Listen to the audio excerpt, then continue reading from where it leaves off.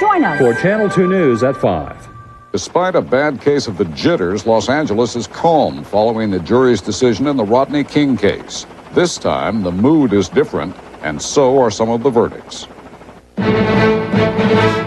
From ABC, this is World News Saturday. Here's Barry Seraphin. Good evening. 2 years after the videotape beating of Rodney King, 1 year after riots sparked by the acquittal of police officers involved, a federal jury in Los Angeles today found 2 of those officers guilty of violating King's civil rights.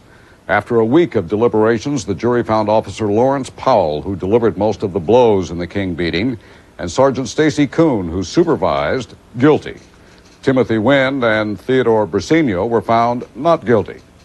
ABC News correspondent Judy Muller covered the trial and was at the courthouse today.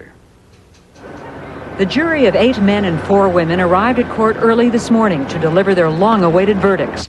As the court clerk read those verdicts, the 4 defendants remained seated, showing little emotion. Sergeant Stacy Kuhn stared straight ahead, a stoic expression on his face. Lawrence Powell sagged a bit, and his attorney put an arm around him in a consoling gesture. Neither Tim Wind nor Ted Briceño, who were acquitted, showed any joy. Outside the courthouse, on the other hand, a crowd erupted in cheers at the announcement of the 2 guilty verdicts. And Rodney King's attorney said the verdict sent a message. I think that the message is to law enforcement that they should be aware that they can get convicted for utilization of excessive force.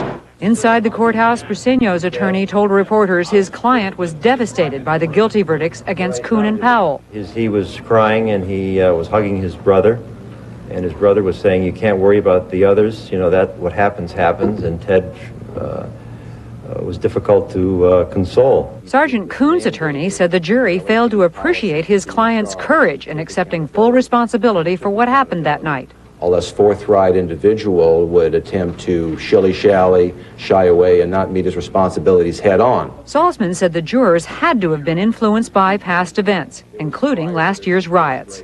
One would have to live like a mushroom in a cave under moss, not to know what has occurred. The government prosecutors, meanwhile, are in a victorious mood. I have never seen a prosecution team do a better job under tremendous public pressure.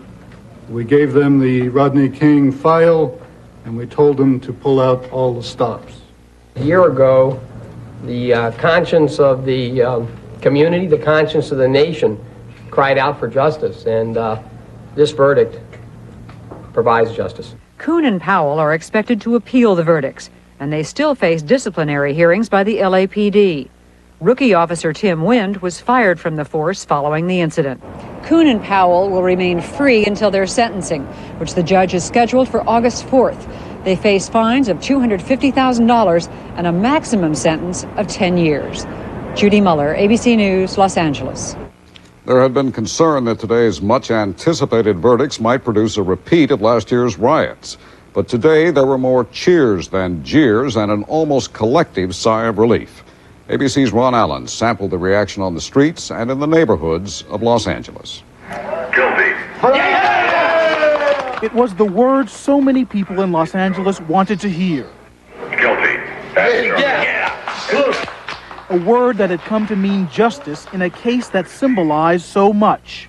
It makes us feel like we can walk the street and have a little rights and be protected as well as be treated fairly. I was frightened. I didn't know how it would go. But I'm very happy with the way it went. I cried when I heard the verdicts. I'm not agree with the verdict. I think the 4 officers are guilty. But with 2 officers found guilty, peace would prevail. Partial justice is better than no justice. I'm singing glory, hallelujah. Jesus lifted me. This time, hymns of thanks, not anger and rage, echoed through the streets. Vigilant residents who'd spent the week preparing the community for the verdict had accomplished their mission.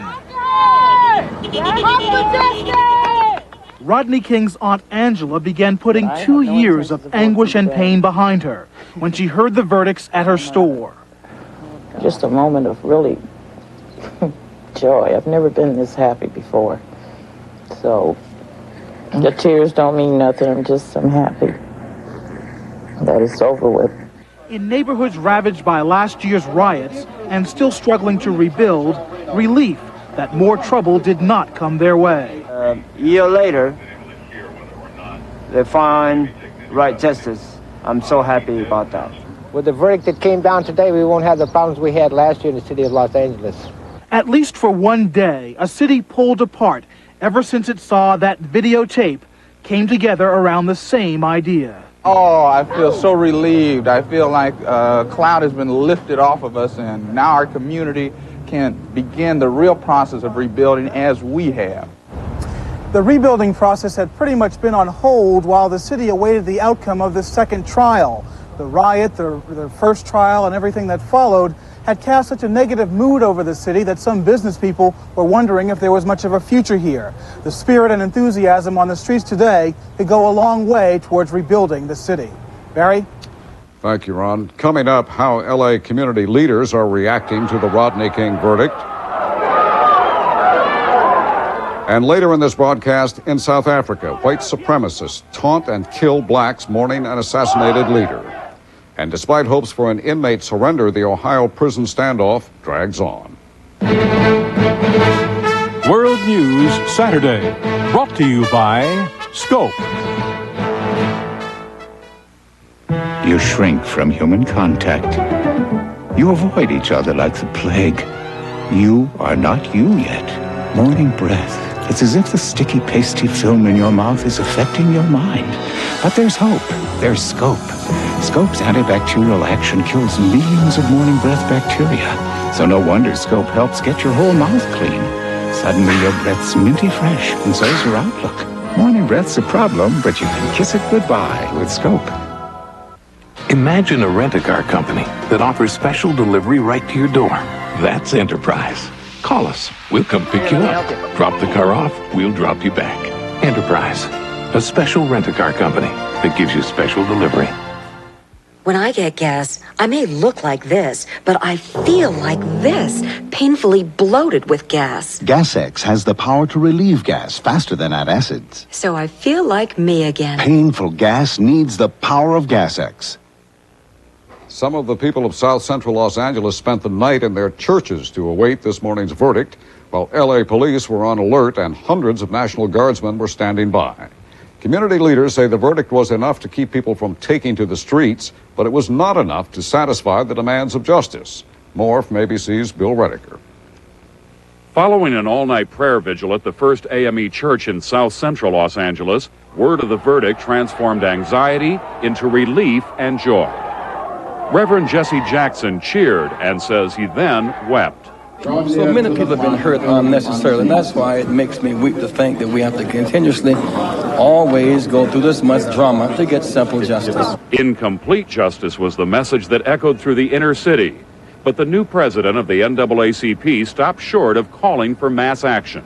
We will not have a false celebration when partial justice comes. But what we will do as we receive partial justice is become even more emboldened in our demand for full justice. Police, who receive fewer emergency calls than usual today, will remain on full alert through the weekend to keep the peace. Police Chief Willie Williams said it was now up to residents to maintain that peace. This community will always have crises, hopefully not crises of this dimension, but we have to learn to live with those crises and live through those crises. But former Police Chief Daryl Gates, who was forced to retire for his handling of last year's riots, said today's verdict sent the wrong signal to cops on the beat. There's going to be situations where they are going to stop and back off, and because they just realize that they're going to have to back off. Mayor Tom Bradley angrily snapped that Gates should back off and that the people of Los Angeles should now move forward. On the occasion of today's decision, I call upon each of us to renew our solemn commitment to fight for change, to the quest for equal opportunity, to the struggle for jobs and schools. And that, said Governor Pete Wilson, is the next challenge. We've got to prove to the world that, in fact, this is a place where it makes sense to live and work and play. It makes sense to invest, to bring jobs. Los Angeles is suffering through its hardest economic times since the Great Depression 60 years ago. Keeping the lid on today was crucially important to the city's image and to its economic future. Bill Rediker, ABC News, Los Angeles. President Clinton and his top law enforcement officer wasted no time today in praising the King verdict. As White House correspondent Kathleen Dulaski reports, Mr. Clinton broke the news of the verdict during a speech in Pittsburgh. When the president announced that 2 of the officers were acquitted, this crowd of supporters in Pittsburgh was silent. It was the guilty verdicts that brought cheers. The jury convicted the Officer Powell, who was shown on the film to the most beating.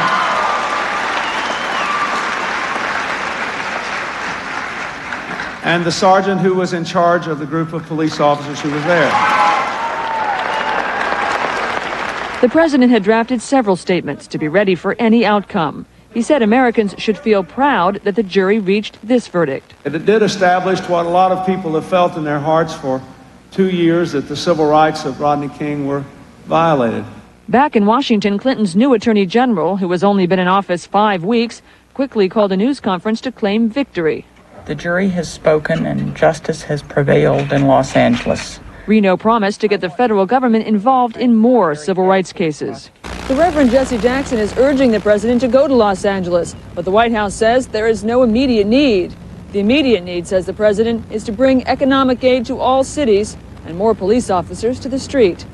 Kathleen Dulaski, ABC News, the White House. The Rodney King verdict will be the topic tomorrow on This Week with David Brinkley. Guests are Los Angeles Police Chief Willie Williams and U.S. Attorney General Janet Reno.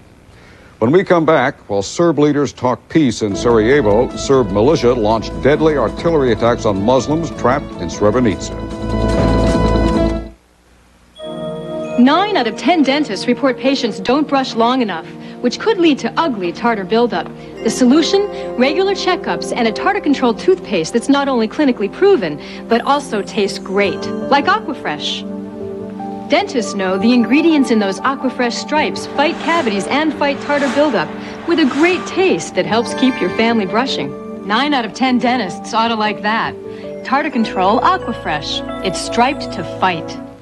Do Texaco food marts really have everything? Oh, they have gum, cheese, candy. Many reasons I come to Texaco. Chips, cereals, nice people. There are many reasons. You want it, they got it.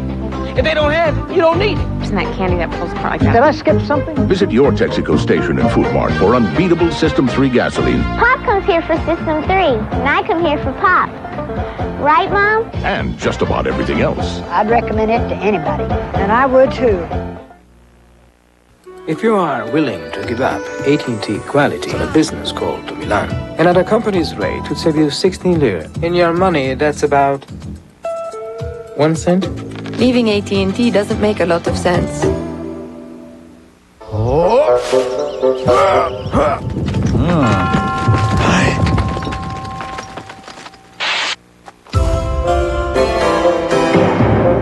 One shot.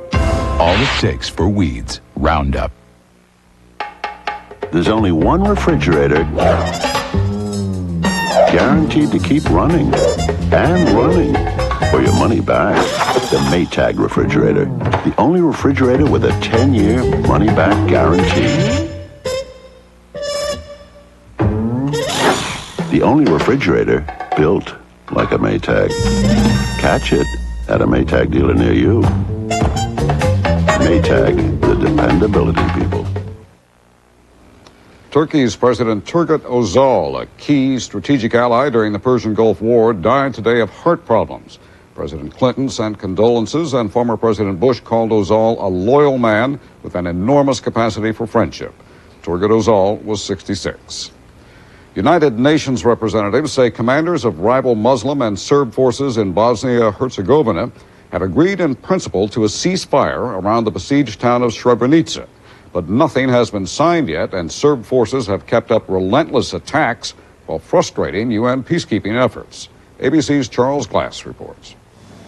Generals from the two opposing sides negotiated in the Bosnian capital Sarajevo today, even as the Serbs surrounded Srebrenica and pounded the village with artillery fire. The Canadian UN force that was to enter Srebrenica to calm the situation and help the UN establish a safe area there turned back 50 miles from the village, even before it reached Serbian-held territory. Why? The Serbs wouldn't let them in. When we deployed last night, we understood that there was approval for us to get in.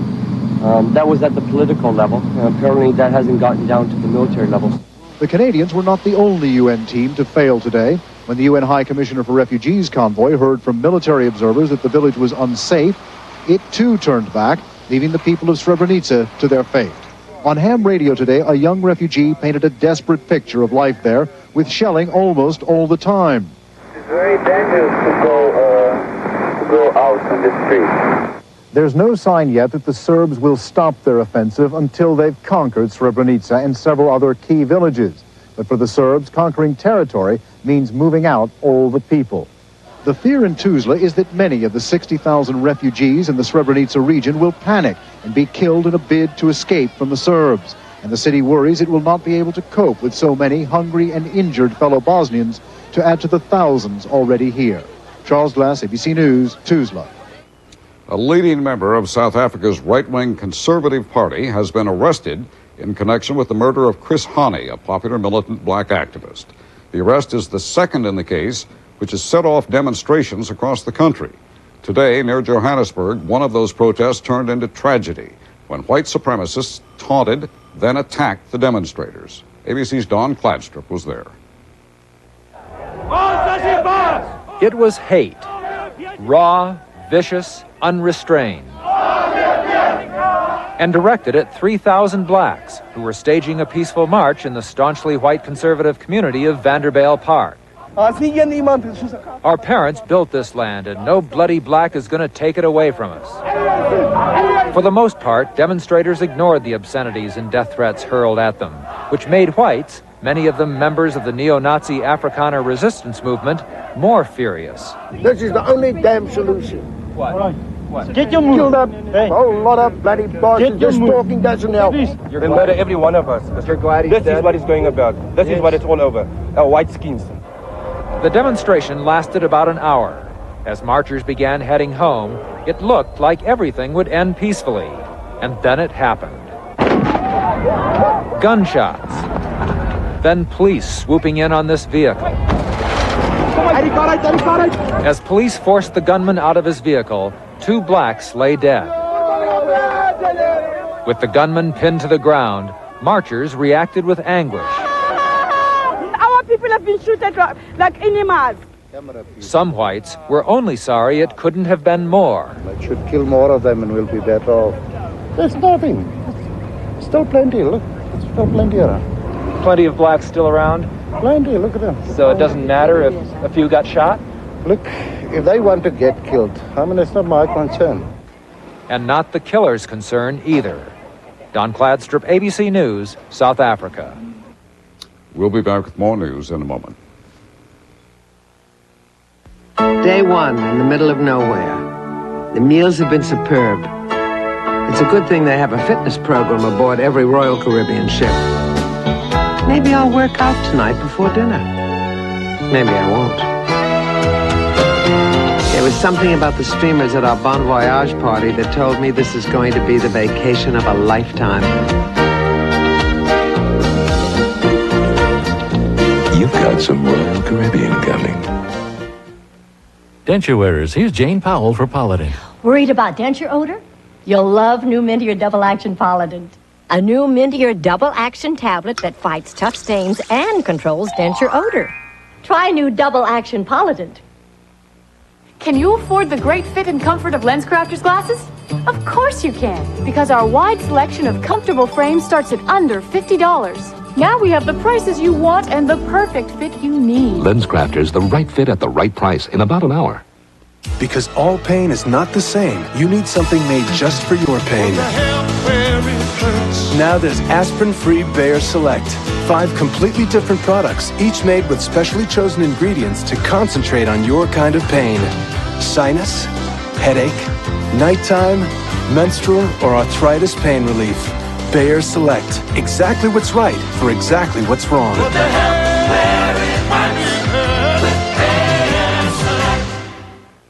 With trusting eyes, the children show minds open, hearts true. Our spirits grow. The touch, the feel, the fabric of our lives, the touch, the feel of cotton, the fabric of our lives. The official death toll is 7 inmates and 1 guard, but Ohio's prisons director now says more people may have died in an inmate rebellion at the South Ohio Correctional Facility that began last Sunday. After allowing prisoners to make radio and TV broadcasts over the past 2 days, prison officials were hopeful they would surrender today. But those hopes vanished quickly, as ABC's Mike Von Fremd reports. As the standoff continues, wild reports and rumors circulate about what's going on inside the compound. Prison officials dismiss most of them, but they decided not to take a chance on the latest one. 3 bulldozers are being moved to the institution in response to reports of possible tunneling.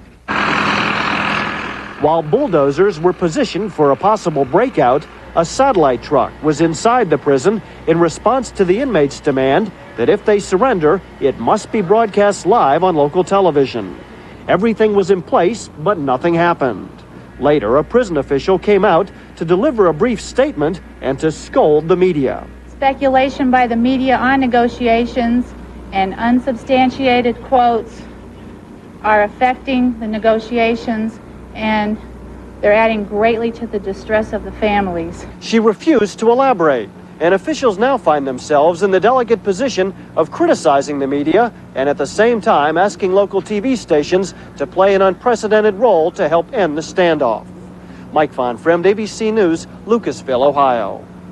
President Clinton was out trying to quell another sort of rebellion today, stepping up his campaign to push Senate Republicans into accepting a slimmed-down version of his jobs bill. Republicans responded with their own counterattack, one designed to whip up grassroots opposition to the plan. ABC's Bob Jameson reports. To put pressure on Republicans, President Clinton chose Pittsburgh's airport because it could get $8 million from the stimulus package. And it was more than coincidence that Republican Senator Arlen Specter was away on a trip to Africa. You've heard that old saying, it takes 2 to tango. It also takes 2 to untangle the gridlock in Washington. And I came here today asking you to ask Senator Specter to help me untangle this gridlock. But at places like American Legion Post 98 in Merrimack, New Hampshire, Republicans mounted a counteroffensive. The party's big guns, like Senator Phil Gramm of Texas, joined local representatives to push their opposition to the $16 billion package. We already have $300 billion worth of stimulus spending right now. And if $300 billion of deficits hadn't gotten us to economic heaven, how will another $16 billion get us there? In 13 states, there were 19 such meetings where Republicans argued the stimulus package would not create jobs, only add to the deficit. In Georgia, it was the House Minority Whip. If it's gridlock, it's wrong. If it's a legitimate demand to pay for it, it's right. Republicans today promised the fight over the stimulus package could be only a preview of what will happen when the president's plans for taxes and health care reform reach Congress. And the political stakes are high. If the White House loses this one, an emboldened GOP leadership will make those fights even tougher. Bob Jameson, ABC News, Merrimack, New Hampshire. Delayed today by stormy weather, the Space Shuttle Discovery capped its environmental research mission today with a Florida landing. The Space Shuttle Columbia will lift off 1 week from today. When we return, the Rodney King verdict hits home in South Central LA.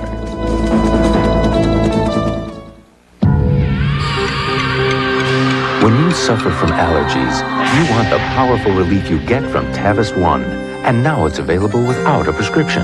Tavist One and Tavist D. 1 tablet, 12 hours, no prescription. You know, our competitor is twice as likely to have a network outage. If you're trusting your important 800 calls to them, well, one of the 800 reasons to choose AT&T 800 service, the best in the business. What are you doing? Pouring on A1. Before? Think it'll taste different after? Because before you did it after. Try it. Before you eat it all. Oh, after you. A1. It's how steak is done.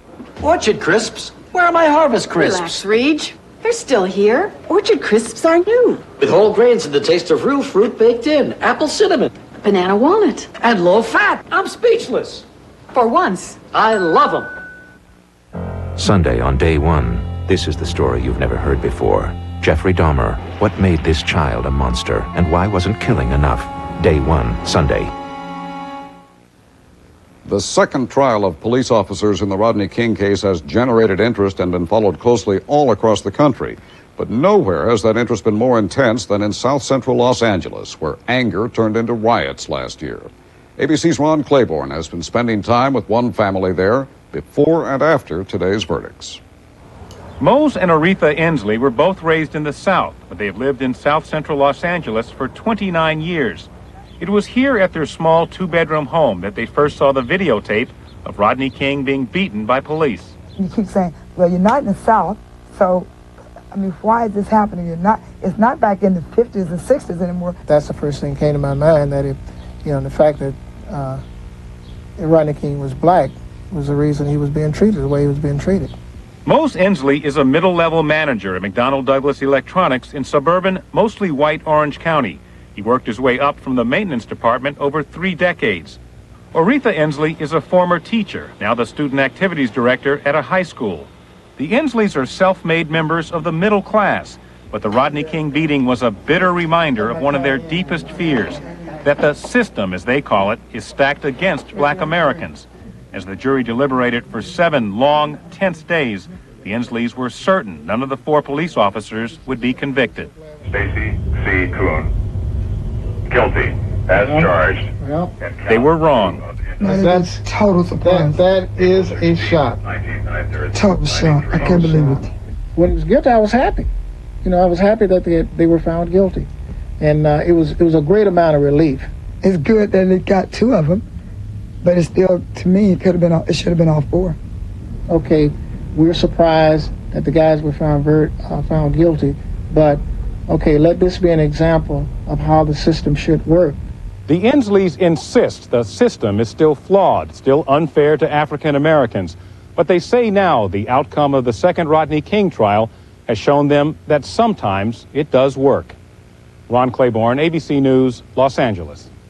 Once again, the streets of Los Angeles appear calm tonight after 2 officers involved in the beating of Rodney King were convicted on federal civil rights charges, while 2 others were acquitted. Sergeant Stacy Coon, who supervised the officers, and Officer Lawrence Powell, who delivered most of the baton blows, will remain free on bail pending their sentencing on August 4th. Coon's lawyer is already promising to appeal the verdict. ABC News will keep you up to date on events in Los Angeles, and there will be more tomorrow on This Week with David Brinkley. That's World News Saturday. I'm Barry Seraphin. For all of us here at ABC News, good night. From Washington, this has been World News Saturday.